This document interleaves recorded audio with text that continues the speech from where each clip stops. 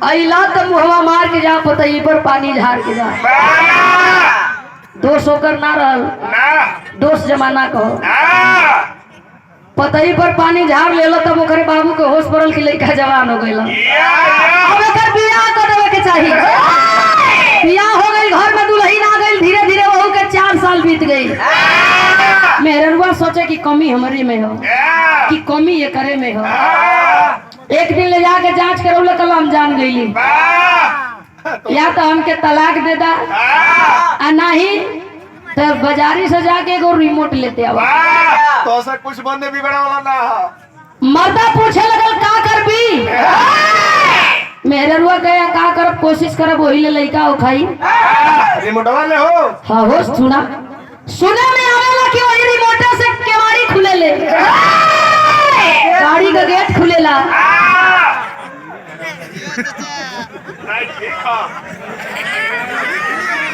अरे कलेजा मजबूत करत हवा। मेहरारू कोशिश करत हिय, ओमे 2 गो बेटान बड़ी लाजवाब होले, एगो करियई एगो ललकी।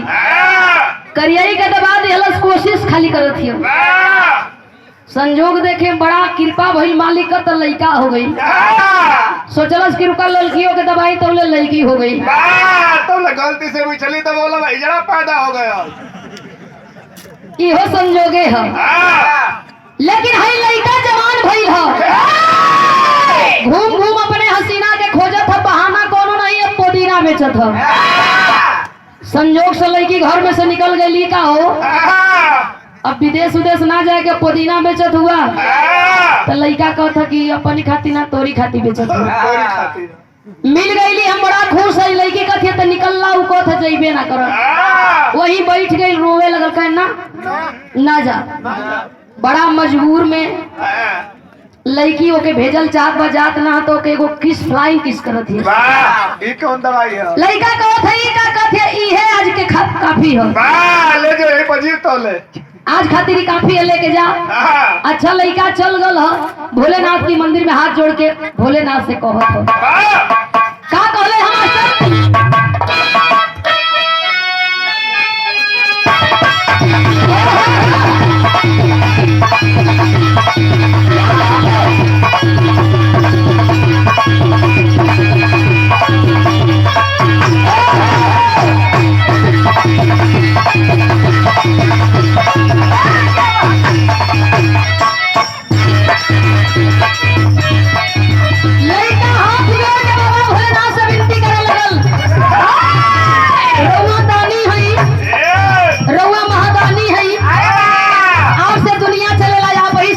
चलेला।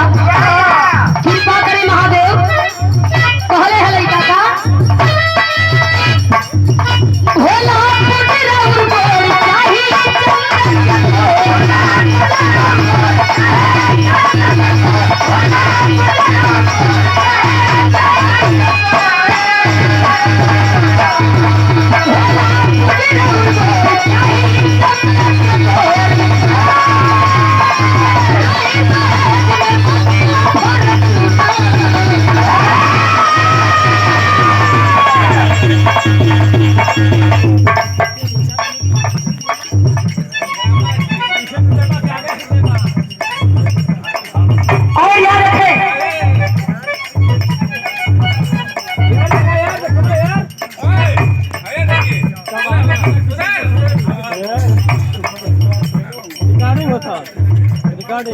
फोटो लो भाई।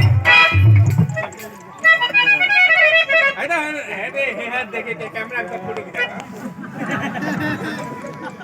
ठीक है भैया, और याद रखे सम्मान के कड़ी में सम्मानित किया गया, बड़ी सुंदर यह साल।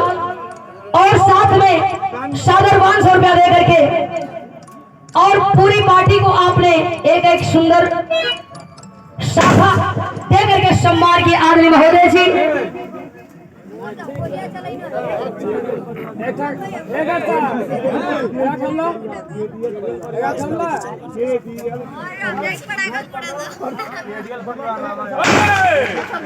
केडीएल परिवार के आप पूरे सदस्य लोगों की ओर से रामा यादव के साथ में पूरी दल बल सज करके आई है मंच पर।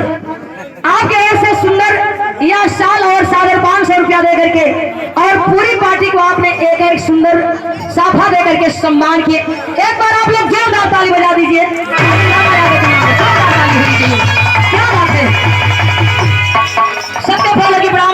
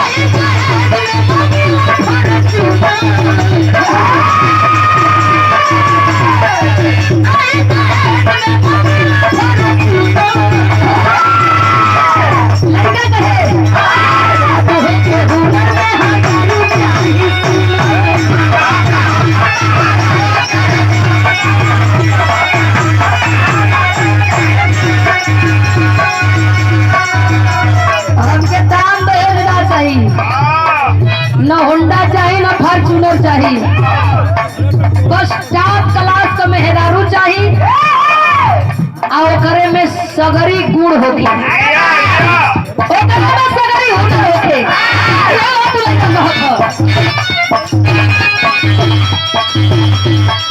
अरे